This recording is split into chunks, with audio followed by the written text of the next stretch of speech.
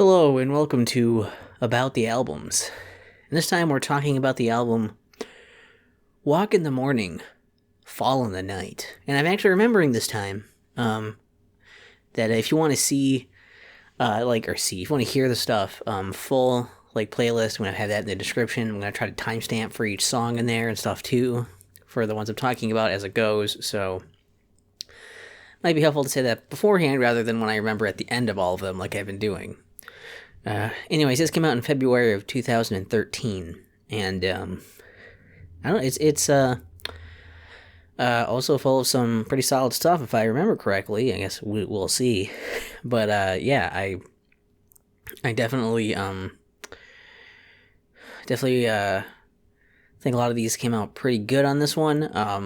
So it was a pretty good time for me making music, I suppose, and just not a whole lot to open it up with, really. There was no overall concept or feeling or anything. It just was another album that I did, and an okay one at that. And with that in mind, let's just walk right in and run through. Walk in the morning, fall in the night. Walk in the morning, fall in the night. The shadows don't seem right. Walk in the morning, fall in the night. For some reason, I just noticed once I was singing the song, my segue into the songs, I acted as though there was run in the title. And it's because I'm saying run in the song, like running away from shadows and stuff, and in reality, the song is called Walk in the Morning, Fall in the Night, so we would have fallen into the songs. But we started with the title track, so it's good that we got it out of the way right now. And that means I don't have to edit and just I get to look like I have the privilege of looking like a dipshit. On camera, on microphone, on internet. And the song is vaguely based on a short story I wrote, where there is these I think it was a short story I had, and it's it's essentially a pretty basic, kind of horror thing of all these monsters out here, and it's all fine during the day, but during the nighttime, they're gonna be out there and they'll try to kill you. So that's really all it's about, is trying to get away from monsters in the night, and these things will kill you while you're fine during the day. I also really like the there's a general the playing, it was cool. I like that. The tune that I came up with for it was just really catchy, and I like that it's not too long, because then it doesn't drag that out too much. It gets to stay cool. And I really like the ending of the single piano hit, the piano key hit for the very end note. That's cool. That, and the other little tidbit is that boom theme from Generation was me, I believe, trying to create the same riff and do this, and I was I just couldn't figure it out and get it right for some reason, and so that ended up kind of being that instead. I guess I don't remember which way it went. I think it was that I came up with the song first and then boom theme, but it could have been the other way around. Either way, one of them was I came up with that riff and I tried to recreate it on the other, and then it didn't work and ended up being its own thing. So it's probably good I'm doing these now, because if I didn't, I might totally have forgotten that entirely. This is why you should maybe document these things earlier or something. So hopefully people care, because I thought it was neat, but it might not be. I don't know. And that's Walk in the Morning, Fall in the Night. Hopefully I come up with better segues, but usually I don't, because I'm listening to the album in order, and I'm not looking ahead of time and being what's going to be a good joke to lead us into the next song. So for most of it, be prepared for it to not be that. Got to feel it, you got to feel it, yeah. GTFI, Got to Feel It, was me trying to make a catchy song, I suppose, but I don't know that it was. I just kind of repeated the same thing in a robotic tone. And actually, you can tell in the first part, it's just like the drums in that part or whatever. And it's like, the second part, you can actually kind of hear the way I edited it. That's really hard to say for some reason. The way I edited it. You can't really tell. I mean, I'm sorry, you can tell. You can tell where I cut. It's not super obvious, but you can tell where I made the cut and just looped the same music thing. And what I did was I played that, and then I played it again. And like in the second time, there was like more instruments over it, and also another voice of me over it. But I couldn't get it exact. I guess I just thought it was exact when I recorded the two parts, and then when I put them together, it's like, oh, or whatever. Like the other voice of me isn't like the same. It's like a slightly different like pitch of my voice, and so it's just like it's awkward. So it didn't come off as well as I was hoping it would, and it was more of an interesting concept for like, this could make a cool song if I do this weird thing with it, but those ideas don't always pan out. I mean, the idea for the 12 Days of Christmas to just keep repeating the same shit over and over and adding an extra thing every time sounded like a good idea at the time. That's interesting when you think about it, but then you listen to it, and you mean like, you after hearing that song once, you're like, I've had enough of Christmas, I want it to be over. So this is less offensive than that, but also not as catchy as that, not as good as that. It's just less offensive to your brain.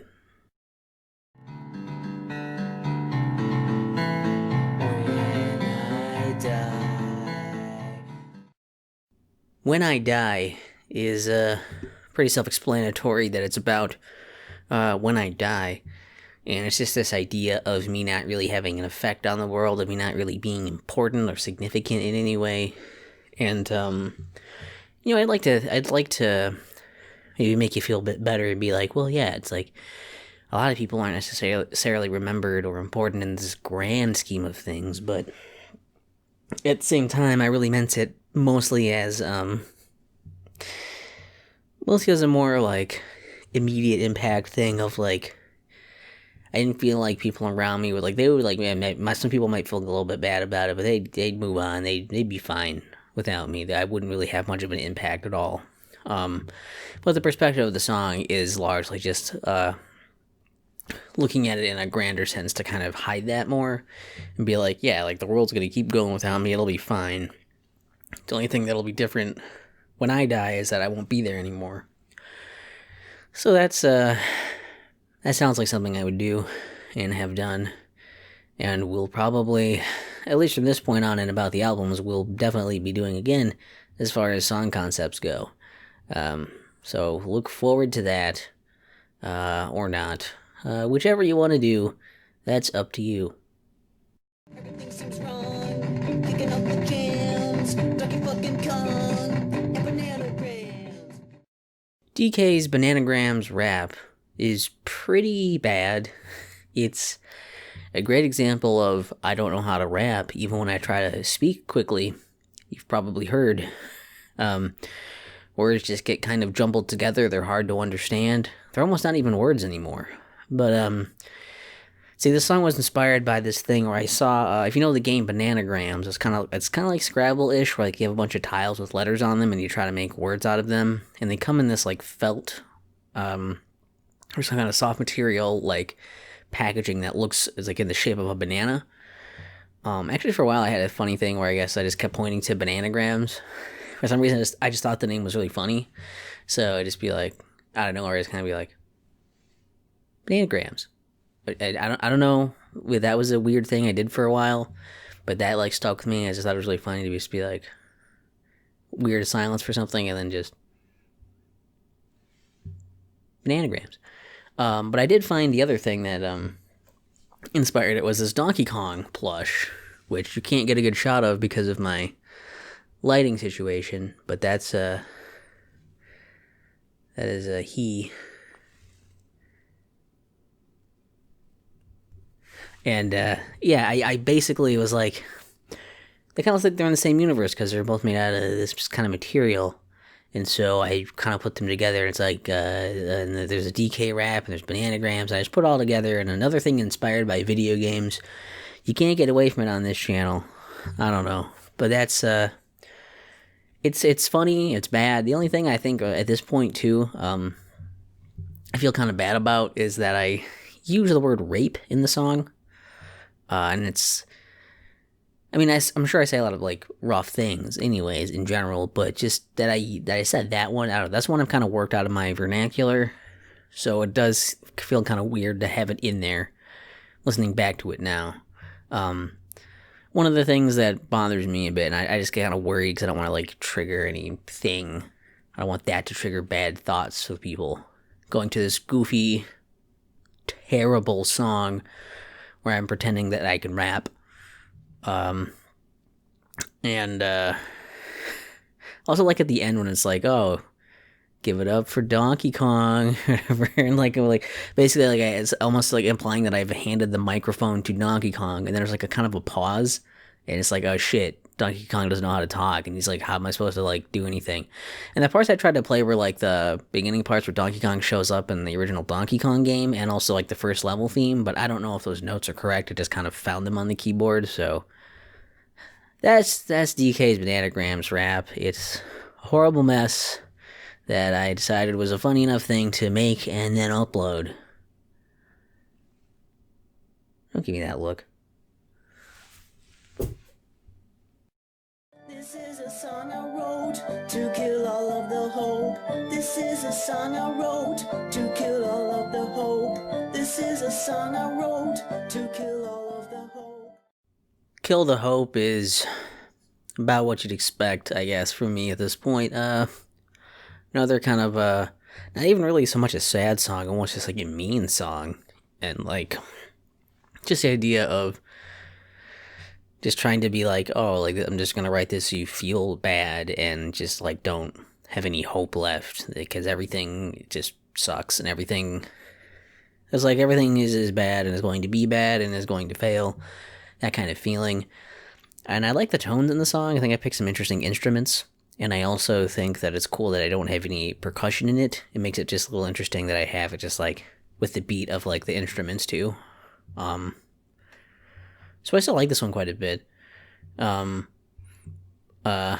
it's just one of those things, yeah, it's kind of like, there's no God or afterlife kind of thing. It was another big thing. I was pushing my hard atheism at this point, so, you know, I was pretty down anyways, and that just made me, you know, help me stay down, and, try to drag other people down with me with music like this. Not that it really ever did. I didn't get that many views on most of the songs and stuff I put up, so I guess that's probably good for other people. Didn't help my situation with the whole I'm depressed thing, but that's probably fine, because it's just me instead of multiple other people.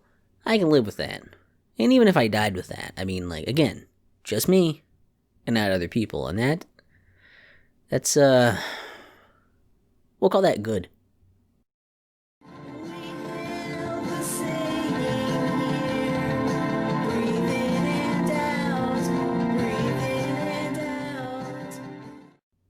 Breathe in and out is,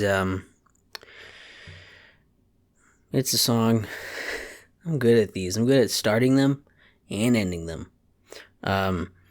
It's just kind of about this thing of, like, the concept of, oh, you're, like, kind of like panicking a bit, I guess, and, like, getting really anxious kind of thing, like, oh, like, everybody that, like, I talk to and everything is that there's kind of, like, people are just leaving my life, and I don't know, like, what's going on, what I've done, like, what I've done to make this happen. It must be my fault.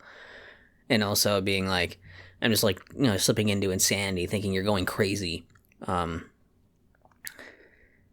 And the saying of, like, you know, breathe in and out, just breathe. And it's, like, kind of like, the two things are kind of at odds with one another. Like, oh yeah, just breathe and, like, try to calm down. The other thing's, like, telling you stuff where it's like, oh geez, like, that's freaking me out. And, I don't know, it's kind of weird, because I wasn't really actively trying to calm myself down, nor did I think I was actively ever, like, that. I guess I kind of thought I was going crazy, but I never really thought I was, panicking, per se, or anything, or having an anxiety attack or something, right? So, kind of strange. Is also I really like that it's the piano stuff in the song, and like I don't know, the music of it is pretty cool. I think it's pretty. It's pretty. And yeah, so kind of a strange thing to come out of me, but mostly it was based around this idea of, I was playing it and then the breathe in and out thing came into my head, and so I was like, oh yeah, I'll do that. I was like, what can I use to work with this breathe in and out idea?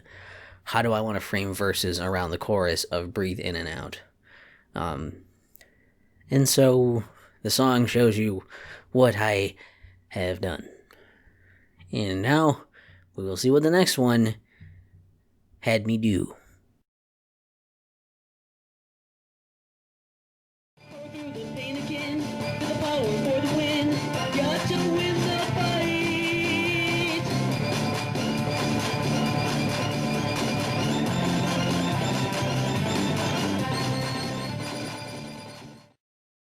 Theme of Power is another song where, hey, it's about being in a fight. Could be like wrestling or boxing or something. And the idea of just like, wanting to win that fight, wanting to train hard and be really good so you can win. And wanting to want it. But the other thing is that, I don't know, the song I actually came up with, I believe, originally in MTV Music Generator, wasn't on Generation or anything. I think I ended up getting rid of it before then, but I tried to recreate it on my keyboard and actually play it. And yeah, just like the singing didn't come out real well, and it just didn't come out as cool as I thought it would. It didn't sound as cool as that version did. And I always kind of felt like bummed by that, because it's like it could sound really, really cool. The parts are neat, but a lot of it didn't come together. The solo-y bits I did didn't sound that cool when I was soloing on it, and singing didn't sound that good. The instruments I picked didn't like come out like the way I would have liked it to sound. So overall, this was actually kind of a big disappointment for me.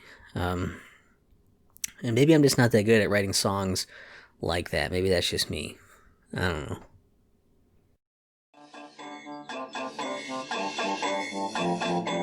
Stop calling me crazy.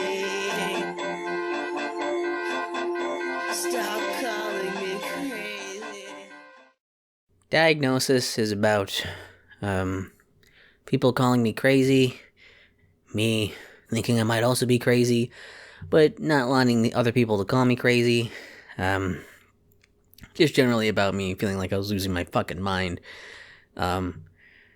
Because I was, spending a lot of time alone and thinking, overthinking, thinking too much about things, and just felt like I was fucking going nuts. And this kind of helped me get some of that out of me anyways. It's just diagnosis, because it's like I'm not actually diagnosed with anything, so I'm not technically clinically crazy, because no one's checking for that or finding that to say that kind of thing. That's sort of the idea. So yeah, that is really all there is to diagnosis, other than I'd also try to pick some kind of hectic sounding tones, some goofy sounding tones, and just to kind of give off this vibe of being creepy and weird, and putting those things together to make me seem crazy. And it's also, parts of this aren't even really words, it's just me making noises. So, am I crazy or not? I'll let you decide. Sing the willow, sing the willow. Don't pour me out, don't pour me out. Sing the willow, sing the willow. Sing the Willow is about like a weeping willow, like a tree.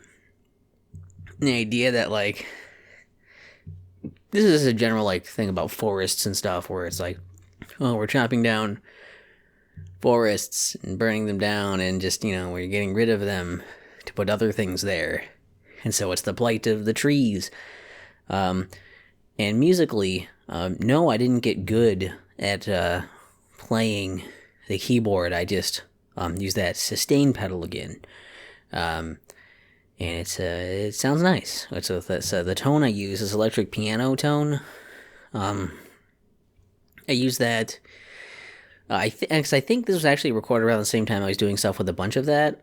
That's why it's all done with just those tones, like that, basically that one tone in different, octaves and stuff. And originally what was going on was I was recording a bunch of instrumental stuff for the album Danger Cave. So I was using a lot of that tone. And that was just an instrumental album, and this one just liked it a lot, and that Sing the Willow thing came into my head, so I decided to sing over it and make it a full, like, I'm singing over this kind of song and throw it onto here instead, so the other thing could still be instrumental. And that album, of course, is gone because it's instrumental, so it's not here anymore, but it was kind of neat. I don't know, I guess. Also, a fun thing, you may have been hearing this in the background a bit. Every once in a while, I think the chord on this is hitting something, and I kind of hear that, and it's bothering me. I don't know if you can hear it, but now I maybe made you aware of it, and you're like, oh, fuck, I can hear that now. It's annoying. The noise you just heard, though, I have a mini fridge. It's just down here, off screen here, and every once in a while, it just likes to make noises that I don't have any control over. And I don't know when it's going to do them, really, so that's fun. But it's not really, it's still whatever. You're getting the information. It's not like it's ruining the information you're getting. I just want you to know that I'm just frustrated. I'm trying really hard to make the audio sound nice, make the lighting look nice, and it seems like my efforts are only 60% effective at best. At least I'm not getting cut down like a fucking tree. Whatever. There, I tied it in. You happy? Because I'm not. Gotta beat the fire in my bones. Gotta beat this curse. Gotta fight it all alone. How could things get worse? Sam's Curse is loosely based on Castlevania 2 Simon's Curse. In that it's about me being cursed. And just trying to beat that curse before time runs out and it's too late. It's not real specific, it's just the idea of being cursed and trying to break that curse and stop it before it consumes you. And that's just, it's very inspired by, but not a specific, it's very inspired by Simon's Curse. Wow. Simon's Quest. I know video games. Castlevania 2 Simon's Quest. The third one is Dracula's Curse, right? Anyways, but yeah, it's based on that, and loosely as a concept, and much like other things, right? Just throw my name in there to hide that. Musically, it doesn't really sound like that though. Musically, it's not really inspired by that. Just like the concept. And the music I just thought was cool. Again, it's almost dumb to bring that up. It's like, I picked cool tones. I like the tones I picked. Well, that's probably why I used them most of the time. But yeah, I do kind of like the tones in that. Just the progression of it was something I kind of had for a little bit. And I was like, this is cool. I really like the progression of this. I like how this sounds. And I want to make a song with this. And that's what came about. So that is Sam's Curse.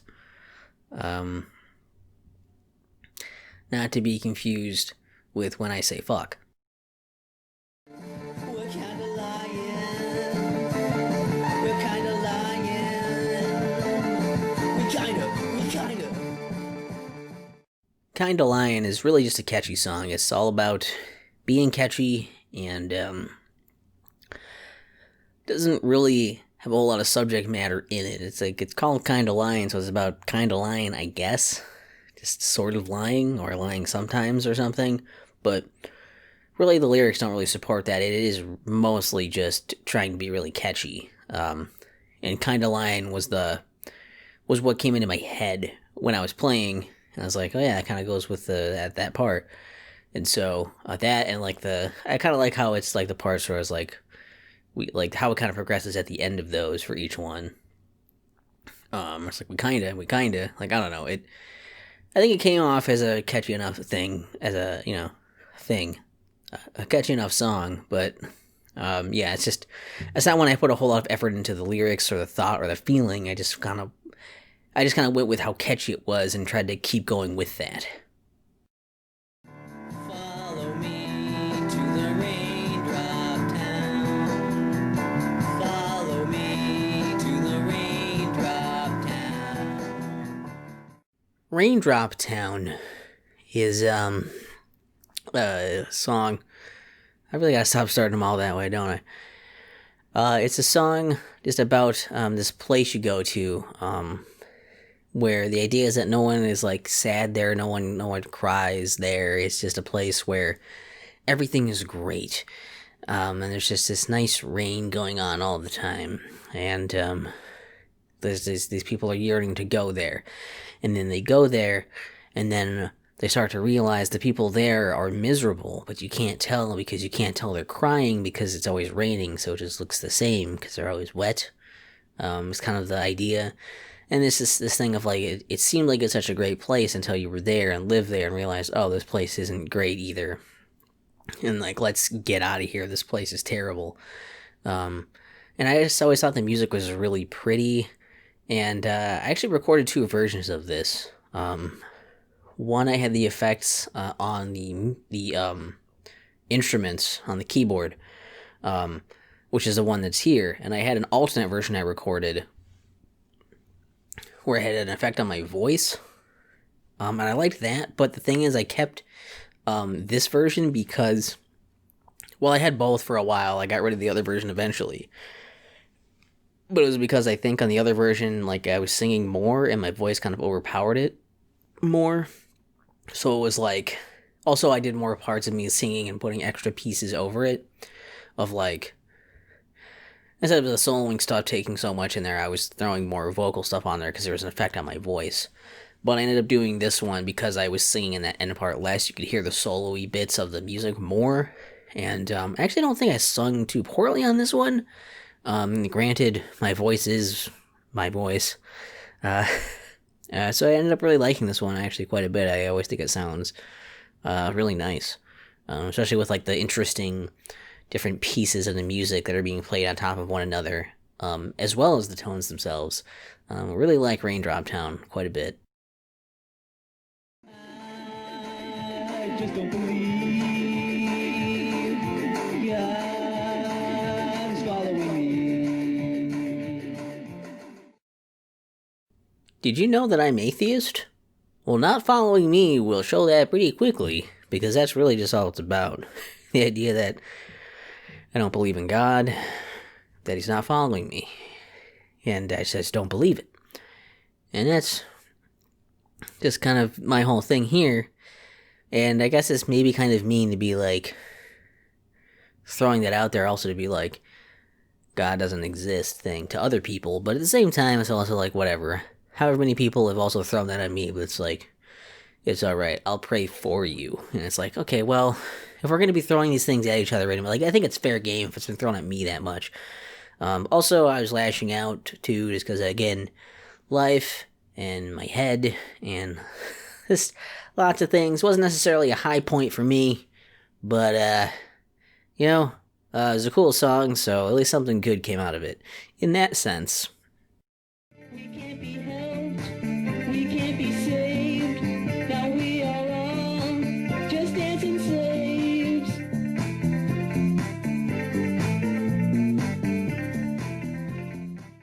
Dancing slaves is, not about, like literal slaves. Well, kind of in the sense. Not really, though.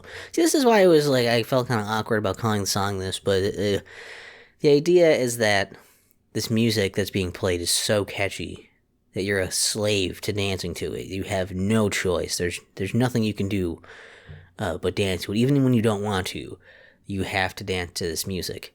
And also it's a little, it does some of that stupid fourth wall breaky bullshit where it's like referencing, it's a one-man band. It's this song is pretty sweet. It's kind of referencing itself. That kind of dumb shit.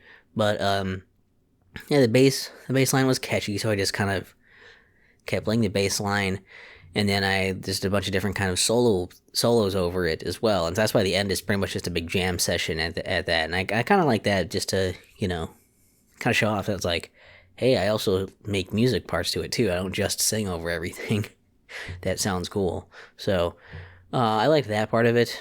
Also, there's the line near the end of the singing part. So dance the dance once more out on the dancing floor. That's what they made it for. So dance you dancing whore. And I think originally I was gonna say "So dance, you fucking whore," and then I thought it sounded for one. I thought it sounded funnier to censor that with dancing instead of fucking. Uh, and then also, I just think it just fit more into. It made me like say dance more. I don't know. I think it fits better. It doesn't sound so like. It didn't sound so out of place. Like I really like. Oh man, you really wanted to say fuck right there. You know. So I think it was probably a good choice to switch it to that. Still a neat song. I feel like jamming out and dancing because, of course, you will have to dancing slaves. New age solution. New age, my friend. New age revolution. Coming around the bend. New Age resolution. Sounds kind of like a New Year's resolution, but it's for a new age. Also, I don't say resolution in the song. I say revolution, and I say solution.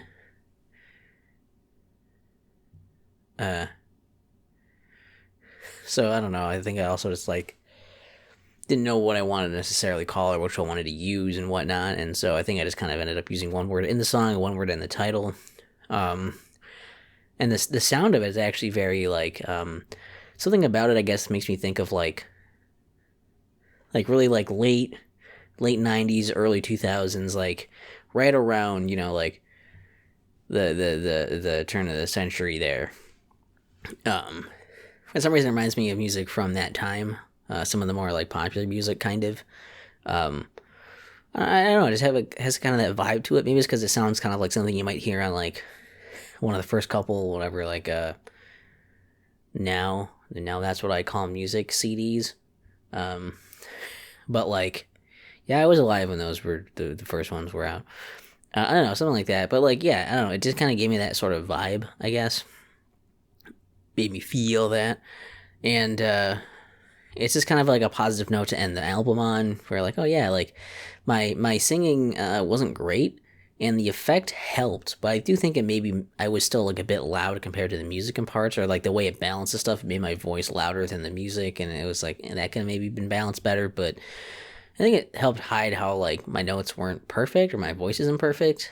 And the music itself, I like the tones in it, and the kind of like happier end note of the whole thing was kind of nice for like a palate cleanser. And overall, Walk in the Morning, Fall in the Night was very much like I said, like, yeah, in the beginning, there are a few songs where I'm like, these aren't great, but for the most part, it's a pretty solid album, so I'll stand by that. And if you have any other like questions or anything for these albums after these come out, you can always leave that in the comments and ask me about it. If there's further things you want to know, I can try to answer them if I have an answer, if I still remember things or can help you with things or whatever.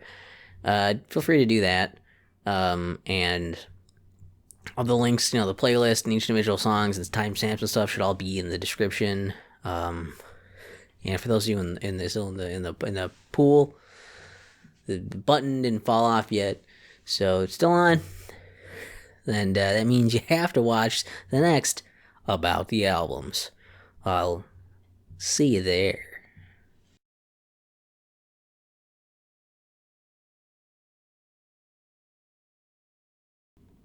Walk in the Morning, Fall in the Night artwork here is mostly just a photograph. My old camera for videos wasn't necessarily the most high quality, and for photos it was even worse. But this was just, we were in the back of a local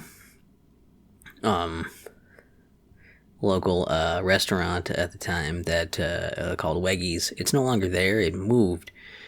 So they had another location for it, but yeah, we're just in the back there, and they had these cups out, and we stacked those up into a pyramid, and I took a picture of it, and this is what I decided to use the picture for. And for the remastered cover here, since it's just a picture of this, and I can't really recreate that, at least in the same place and everything, right? All I did was redo the text And to help make it look easy, like look better and make it easier to make it look good, I just put these boxes around all of the text, so it's just easier to read it. I also don't think my name was on it originally. Maybe it was, I don't know, but I made it easier to read those. And I also tried to line up the dots on Walk in the Morning, Fall in the Night. I didn't just make it all one thing, and instead I made it 2 lines and dots on each, so it's kind of like you're waiting while it's going into the next line too. Even though when I write it out, it's characterized as only having 3 dots. So, you know, it's a stylistic choice that hopefully looks cool, and hopefully does not look dumb.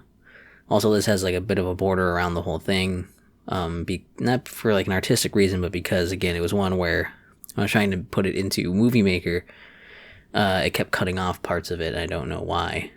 So I had to get it like that to make it the right size to fit properly, and then it worked out fine. So that's the unrelated bullshit about the artwork for Walk in the Morning, Fall in the Night. Aren't you glad you stayed?